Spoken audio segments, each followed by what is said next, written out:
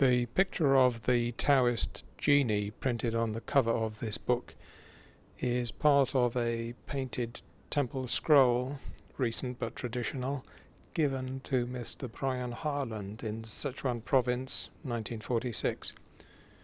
Concerning these four divinities of respectable rank in the Taoist bureaucracy, the following particulars have been handed down.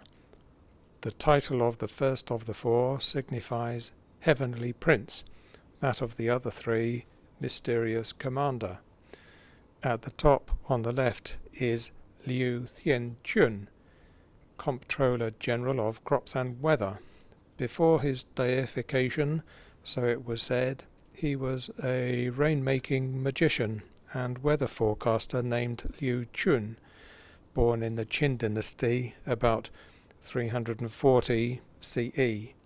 Among his attributes may be seen the sun and moon and a measuring rod or carpenter's square.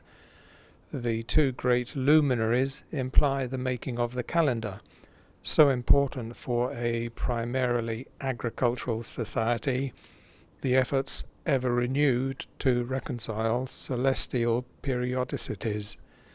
The carpenter's square is no ordinary tool, but the gnomon for measuring the lengths of the sun's solstitial shadows.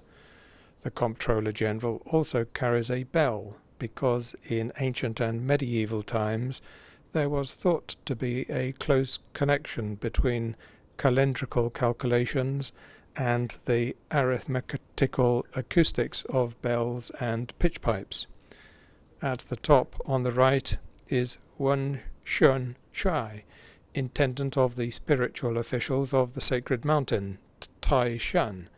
He was taken to be an incarnation of one of the Hour Presidents, Chia Shen, i.e. tutelary deities of the 12 cyclical characters. During his earthly pilgrimage, his name was Huan Tzu Yu, and he was a scholar and astronomer in the later Han, born 142 CE. He is seen holding an armillary ring. Below on the left is Ko Shun Shui, Assistant Secretary of State in the Ministry of Thunder. He is therefore a late emanation of a very ancient god, Lei Kung. Before he became deified, he was Xin Xing, a poor woodcutter, but no doubt an incarnation of the spirit of the constellation Ko Chen, the angular arranger, part of the group of stars which we know as Ursa Minor. He is equipped with hammer and chisel. Below on the right is Pi Xuan Shui, Commander of the Lightning, with his flashing sword, a deity with distinct alchemical and cosmological interests.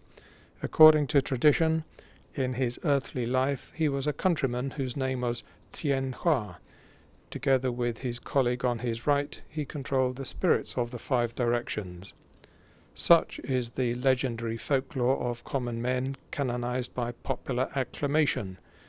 An interesting scroll, of no great artistic merit, destined to decorate a temple wall, to be looked upon by humble people. It symbolizes something which this book has to say. Chinese art and literature have been so profuse, Chinese mythological imagery so fertile, that the West has often missed other aspects, perhaps more important, of Chinese civilization. Here the graduated scale of Liu Chun, at first sight unexpected in this setting, reminds us of the ever-present theme of quantitative measurement in Chinese culture. There were rain gauges already in the Song, 12th century, and sliding calipers in the Han, 1st century. The armillary ring of Huan Tzu Yu bears witness that Naburianu and Hipparchus, Al-Nakhas and Tycho had worthy counterparts in China.